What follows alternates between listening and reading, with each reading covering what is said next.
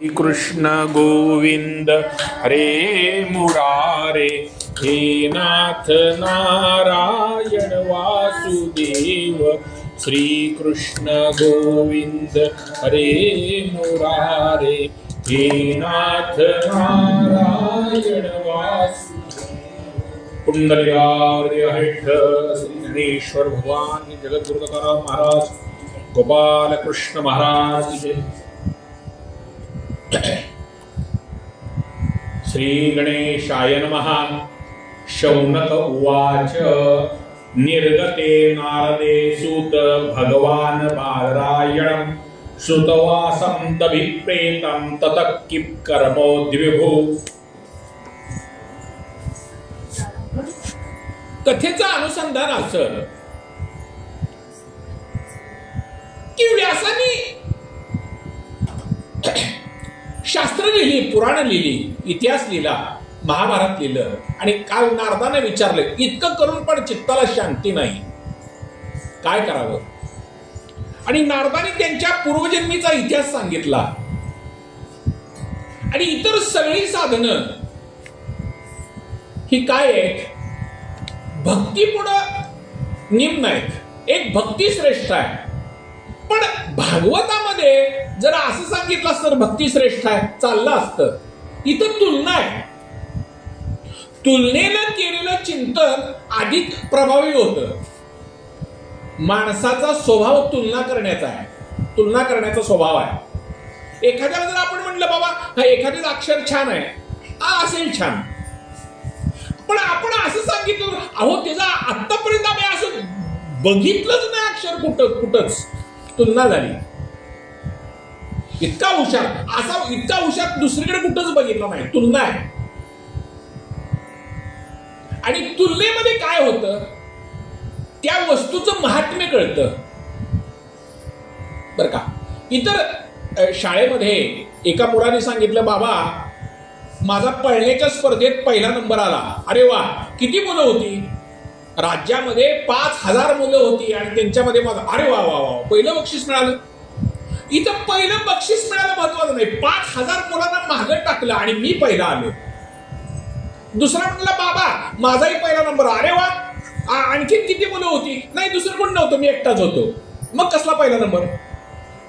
तू पडला हे महत्वाचं नाही, कोणाला तरी तशी नसतं। भागवत श्रेष्ठ आहे असं नाही, इतर शास्त्र बरोबरीच करू शकत नाहीत, हे कौतुक आहे। इतर शास्त्र तुलना करू शकत नाहीत, पुराण तुलना, याची तुलना होऊ शकत नाही, इतकं श्रेष्ठ आहे, इतकं श्रेष्ठ आहे। आणि मग विचारलं, नारदानी सगळा स्वतःचा इतिहास सांगितला। हे सगळं झाल्यानंतर पुढं व्यासानी काय केलं, नारदाचा अभिप्राय ऐकला। अरे म्हणजे तुम्ही भक्तीवरच काय केलं नाही चिंतन, भक्ती सांगितली नाही भगवंताची, ठीक आहे, त्याच्याबद्दल बोलला नाही, बाकीचं सगळंच बोलला, काय उपयोग? प्रभूची प्रेम लीला गायली नाही, प्रभूची कथा केली नाही, चित्ताला कसं समाधान मिळेल? ब्रह्मनद्या सरस्वत्यामाश्रमा पश्चिमे तटे शम्याप्रासम इति प्रोक्तम ऋषिणा सत्रवर्धनाः। सरस्वती नदीच्या काठी शम्याप्रास नावाचा एक आश्रम आहे, तिथं व्यासांचाही एक आश्रम आहे। अनेक झाडी आहेत, बोरींची झाडी आहेत, सगळा आश्रम असा फुललेला आहे। तिथं काय केलं, व्यासाने जाऊन आचमन केलं आणि आपलं मन एकाग्र केलं बरं का। आचमन करणं म्हणजे काय, ती संध्येची पळी असते, त्यांनी असं हातावर पाणी घ्यायचं, नाही का, आपण गायत्री मंत्र म्हणताना सुद्धा आचमन करतो। आचमन करताना पाणी किती घ्यावं हाही पण नियम आहे। तुमचा ह्याचा उडदाचा एखादा दाणा तेवढा भिजेल एवढंच पाणी त्या पळीत घ्यावं असा नियम आहे। जास्त पाणी घेतलं तर पाप लागतं, कितीही पाणी घेऊ नये। आचमन करतो एवढं तहान आले फुलपात्र पाणी घ्यायचं ना, आचमन करतो असं आचमन होत नाही, हा नियम आहे। आता केशवाय महाराज कधी प्यायचं कधी सोडायचं कुणाला माहितीये, कधी सोडायचं काय, उगा ते पडची सांगतो म्हणून आपणही करतो। आणि त्याचा अर्थ काय आहे, ते का करावं, त्याला कारण आहे ना। हे सगळं पहिल्यांदा विधी केला, आचमन केलं आणि आचमन केल्यानंतर मग त्यांनी चित्त एकाग्र केलं। कुठल्याही गोष्टीला चित्ताची एकाग्रता ही फार महत्वाची आहे.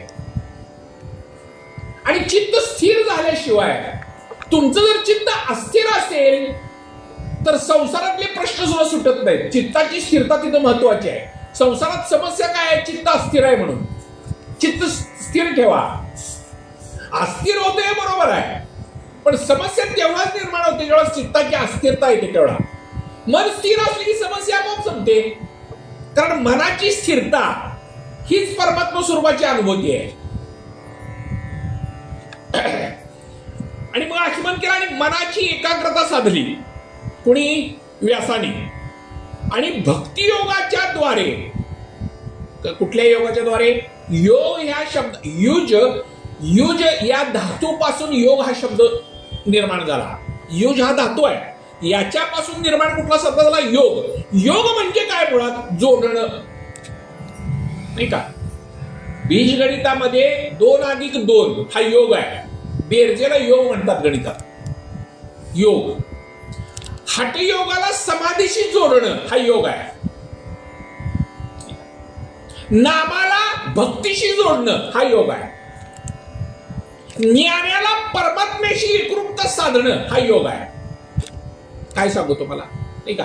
आपण म्हणतो योग, काय योगायोगो, तुमची भेट झाली आज, किती दिवसातून भेट झाली, काय योगायोग, काय योग? योग म्हणजे काय? भेटलो, आपण भेटलो हा योग आहे.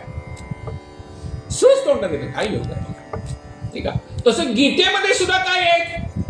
प्रत्येकाला योग सांगितलाय.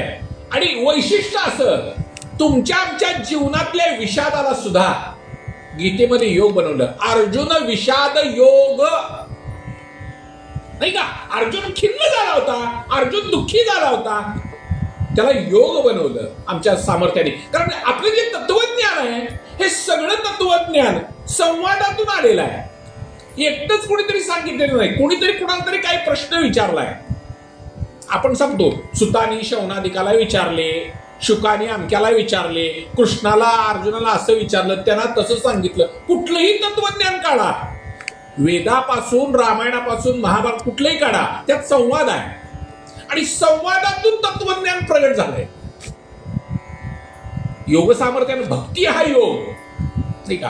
हा योग. या योग सामर्थ्याने व्यासाने काय केलं, ठीक आहे? हे व्यासाने काय केलं?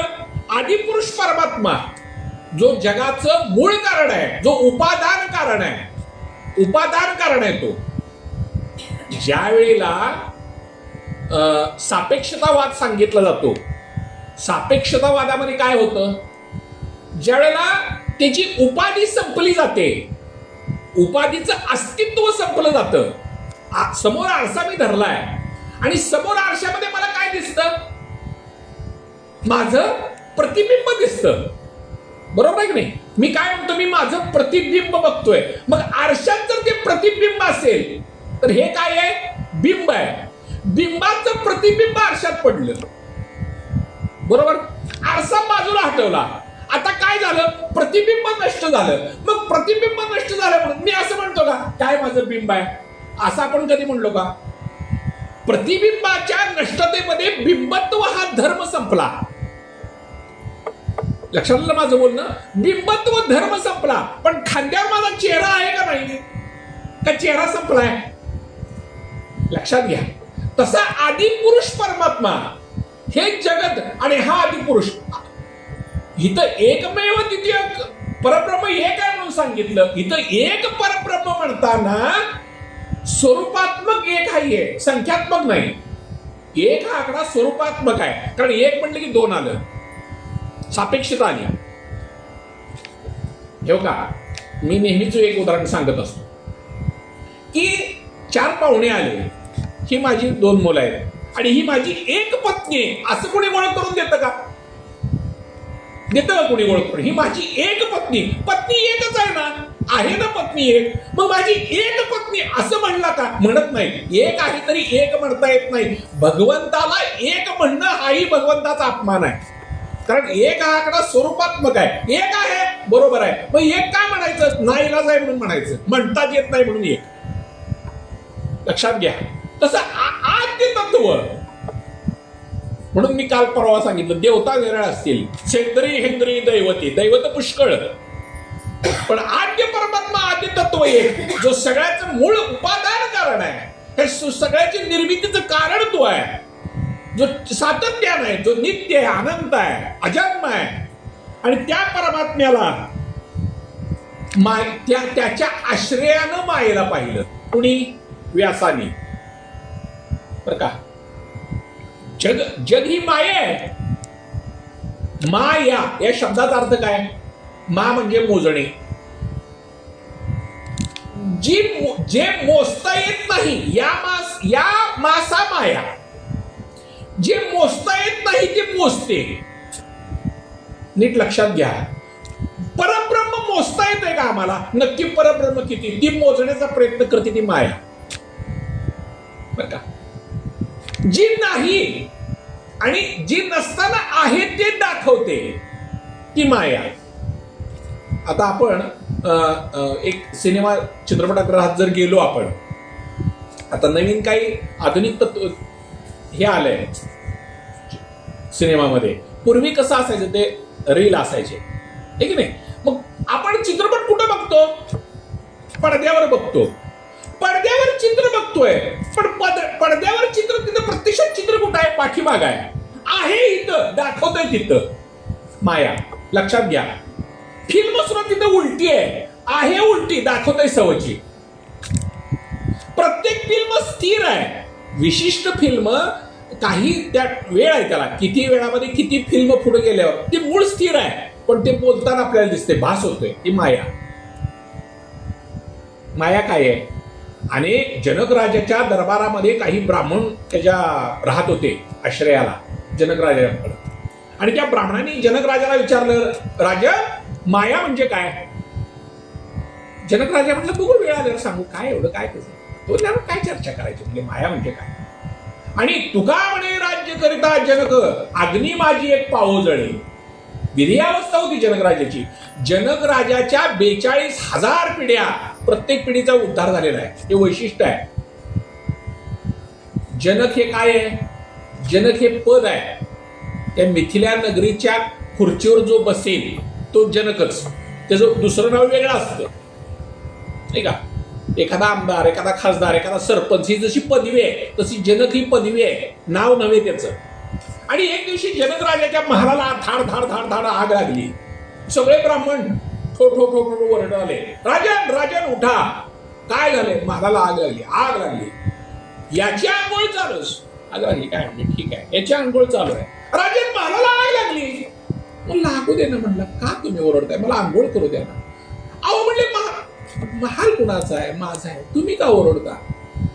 माझी लंगोटी त्यात वाळू घातली आहे म्हणले. हे म्हणले माया. माझा महाल पेटलाय, ह्याची लंगोटी जळली.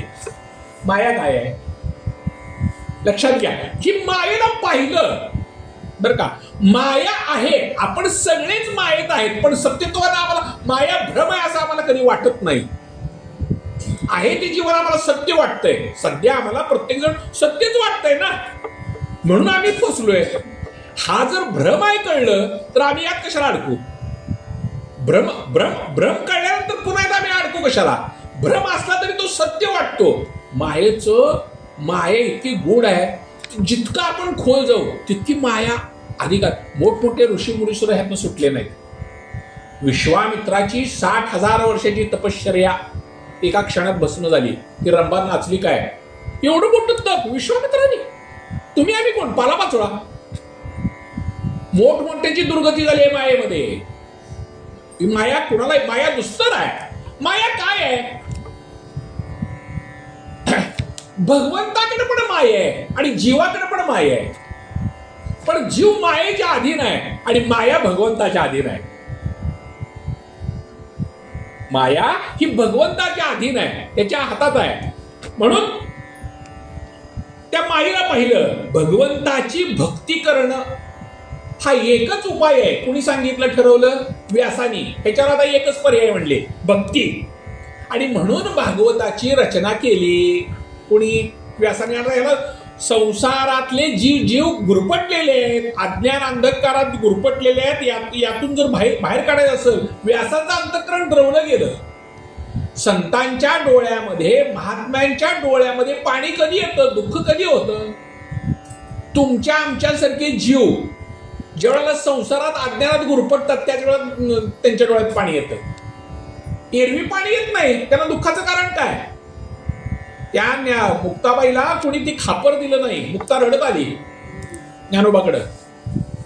कुणीच खापर दिलं नाही. मांडे भाजायचे होते. मुक्ते का रडतेस, का रडतेस मुक्ते? ज्ञानदा काय सांगू, अरे मला खापर दिलं नाही रे कोणी. एक खापर मिळालं होतं ते पण फोडून टाकलं रे, नाही दिलं मला खापर कोणी.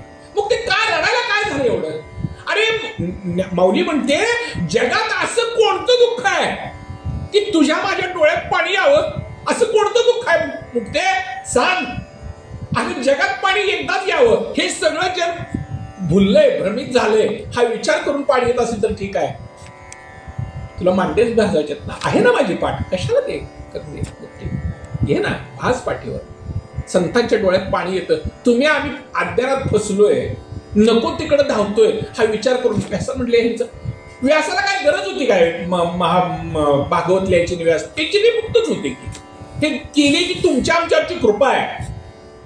आपल्या उद्धाराकरता हे केलंय, तुमच्या आमच्या उद्धाराकरता केले. त्यांना गरज नव्हती भागवत लिहायची. कोणी सांगितलं होतं? ज्ञानोबा माऊलींना ज्ञानेश्वरी लिहायला कोणी आग्रह केला होता काय? आपल्यावर केलेली कृपा आहे. जगद्गुरु तुकोबाने गाथा लिहिली, कोणी सांगितलं नाही नाही लिहावीच लागेल? अरे ते मुक्तच होते ना, मूळ ते मुक्तच होते. तुमच्या आमच्यावरची कृपा आहे. तुमचा आमचा उद्धार कसा व्हायचा त्यांना काळजी आहे, त्यांना काळजी आहे. आणि मग भागवत ही संहिता निर्माण केली आणि कुणाला सांगितली? शुकाला सांगितली. शुकाला बर का. शुक प्रश्न विचारला, शौनाधिकारी विचारलं, शुकाला सांगितली. बरोबर आहे, शुक भागवत सांगतायत.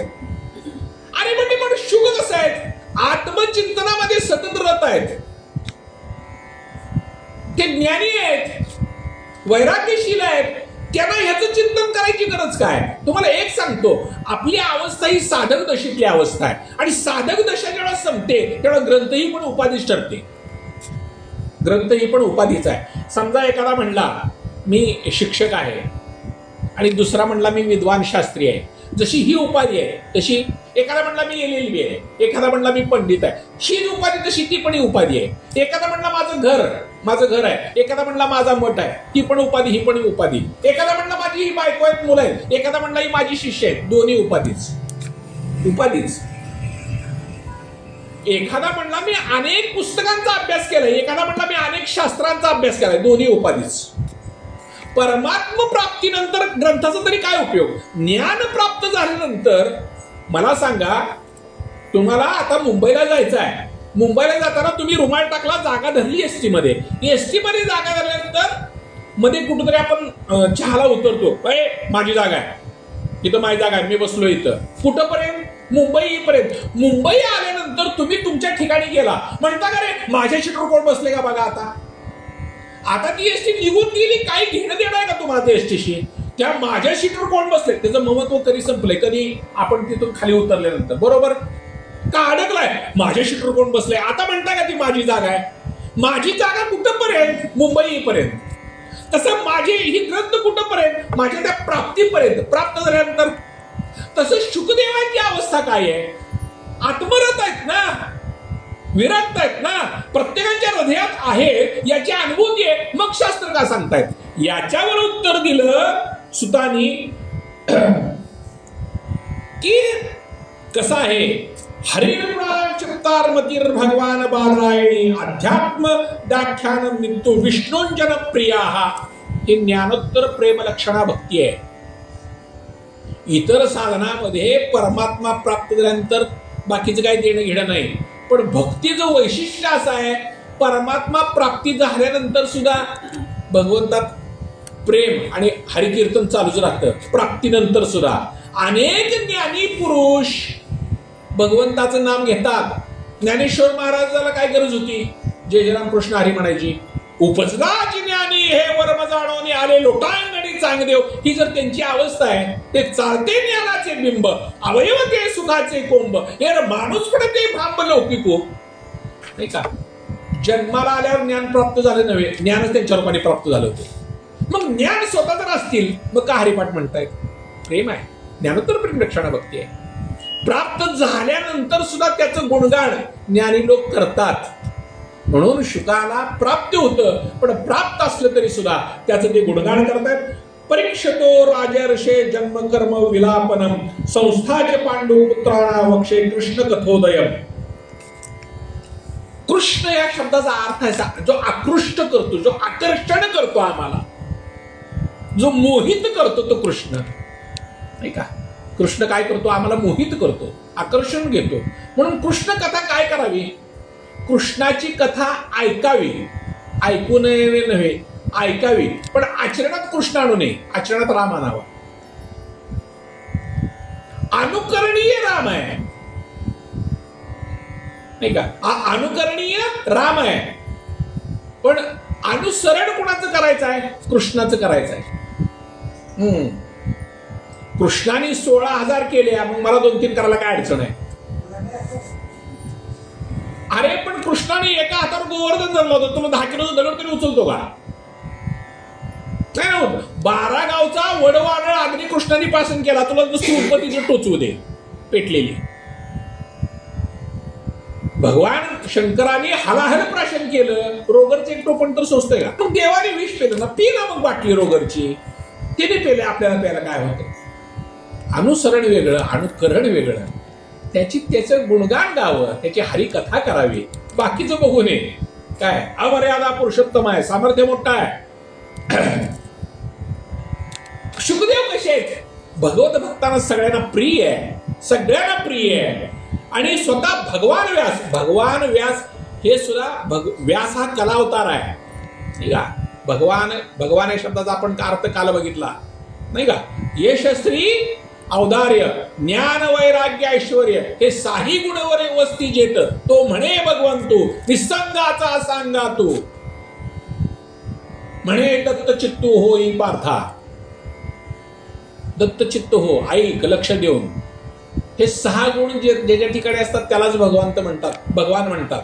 व्यास हे भगवान आहेत. नारदाला सुद्धा, नारद हा मानस अवतार आहे अनेक अवतारामध्ये. मग आता मी काय करतो?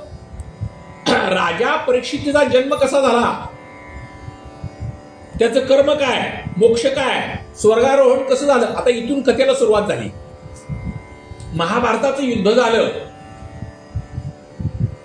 कौरव आणि पांडवाचं युद्ध झालं. युद्ध झाल्यानंतर सगळे संपले, कौरव सेना सगळी संपली. दुर्योधनाची मांडी फोडली होती भीमाने.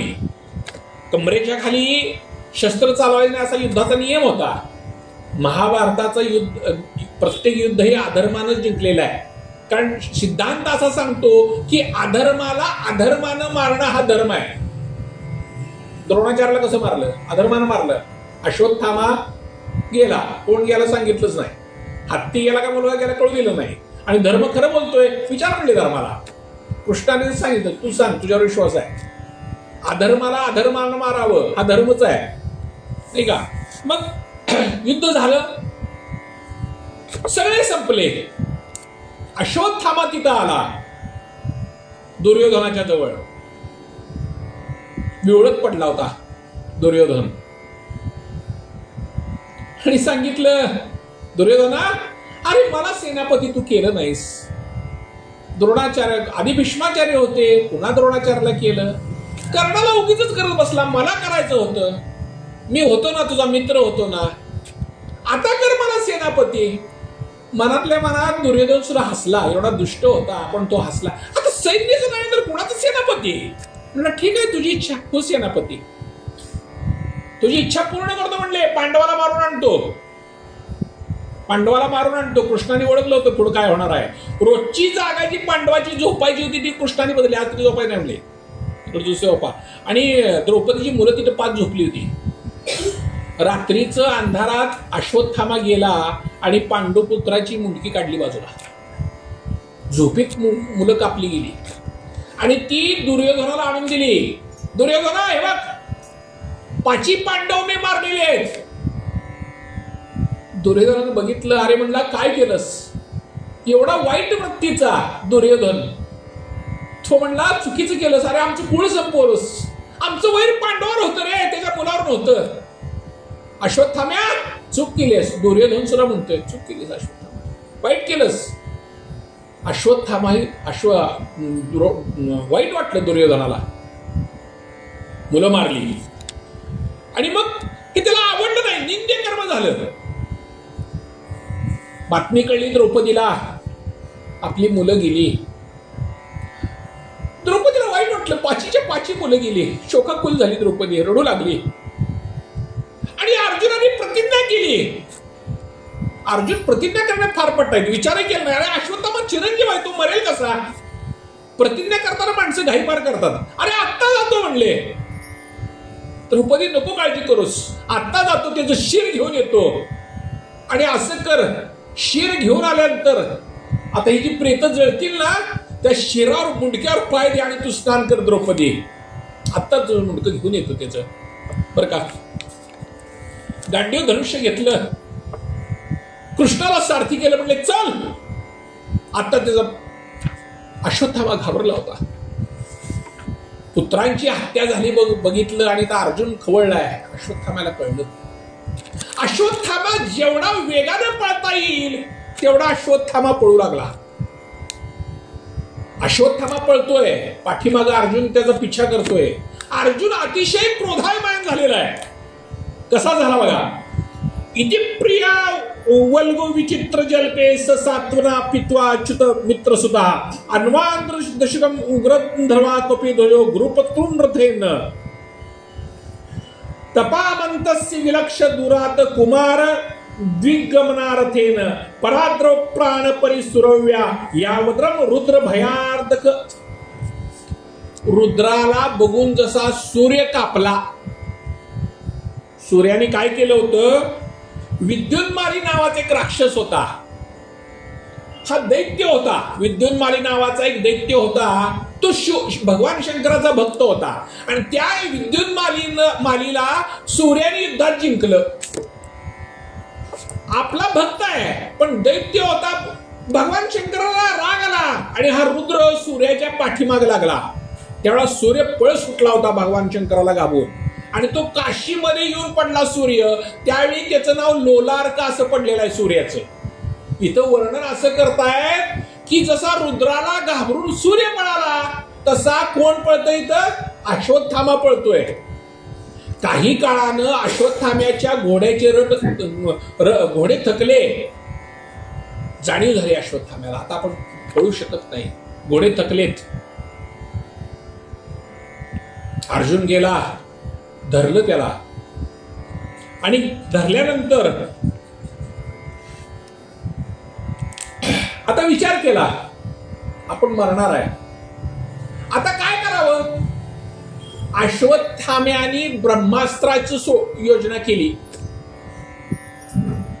असं आहे, जसं धृतराष्ट्र पुत्र प्रेमाने आंधळा झाला होता, दुर्योधन चुकतोय हे कळत होतं पण पुत्र प्रेमाने मोहित झाला होता धृतराष्ट्र, तसं द्रोणाचार्य सुद्धा पुत्रप्रेम आडवा आलं. ब्रह्मास्त्र कुणाच्याही हातात देऊ नये, शस्त्रास्त्र कुणाच्या ताब्यात असावीत, देशावर जे सैनिक लढतायत त्यांच्या हातात शस्त्रास्त्र असावीत. अतिरेक्याकडे शस्त्रास्त्र येईल तर काय होईल, जाऊ नये, देशाचं वाटोळच होईल ना. शस्त्र आहे पण ते कुणाच्या हातात असावं, योग्य माणसाच्या हातात शस्त्रास्त्र असावं. पण द्रोणाचार्य काय होते, पुत्र मोहानं अंध झाले होते आणि स्वतःच्या मुलाला पण अर्जुनाला शिकवलं आणि स्वतःच्या मुलालाही शिकवलं. अश्वत्थामा हा द्रोणाचार्याचा मुलगा आहे, जातीने हे ब्राह्मण आहेत पण कर्म क्षत्रियाचा आहे. पण एक असं होतं, अर्जुनाला ब्रह्मास्त्र परत घेण्याचं माहित होतं, सोडल्यानंतर ते परत घ्यायची सामर्थ्य अर्जुनाकडे होतं. अश्वत्थामाला यातलं काहीच माहित नव्हतं परत कसं घ्यायचं. अश्वत्थाम्यानं ब्रह्मास्त्र सोडलं, आता काय करायचं बघितलं सगळं. आता अर्जुनाने भगवंताची प्रार्थना करायला सुरुवात केली. कृष्ण कृष्ण महाभावो भक्ता नाम भयंकरम त्वमेको दयामानानां पगर्वोसी सुश्रुते. ह्या संसाराच्या धगधगत्या अग्नीमध्ये होरपळून जाणाऱ्या जीवांना शांत करणाऱ्या परमात्मा हरी तू समर्थ आहेस. अर्जुन स्तुती करू लागला. त्यांनी ब्रह्मास्त्र सोडलंय जगा. अरे ब्रह्मास्त्र म्हणजे काय? आता जे अणुबॉम्ब सांगितलं जातं हे ब्रह्मास्त्रच आहे. आज प्रत्येक देशाकडे अणुबॉम्ब आहे. टाकावं लागत नाही, नुसतं असं बटन जर दाबलं तर जगाचा विध्वंस होऊ शकतो. एका क्षणात जग नष्ट करण्याचं सामर्थ्य आहे. हिरोशिमा आणि नागासाकीवर जेव्हा अणुबॉम्ब टाकले तेव्हा त्याची क्षमता कमी होती. अजूनही तिथं काही ठिकाणी धान्य पिकत नाही, लुळी पांगळी आंधळी मुखी जन्माला येते, अजून त्याचा परिणाम होतोय. आता तर इतकं त्याच्यात हे वाढवलंय, एका क्षणात सगळे आपण नष्ट होऊ शकतो जर वाईट विचार डोक्यात आला. नुसतं बटन दाबायचं आहे. सगळे अण्वस्त्रधारी देश आहेत पण सगळेजण एकमेकाला घाबरून आहेत.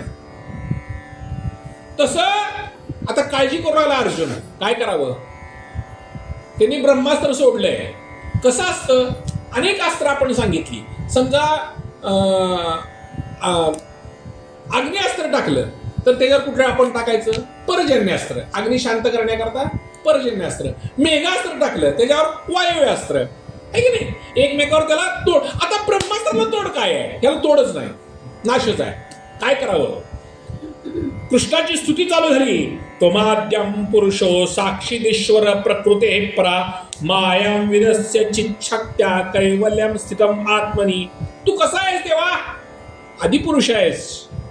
प्रकृती पलीकडे साक्षात मायेला चिच्छक्तीनं अद्वितीय स्वरूपात तू स्थिर राहणार आहेस. भगवंताची स्तुती करायला अर्जुनानं ओळखलं. आता काय आहे? ह्याला पर्यायच नाही.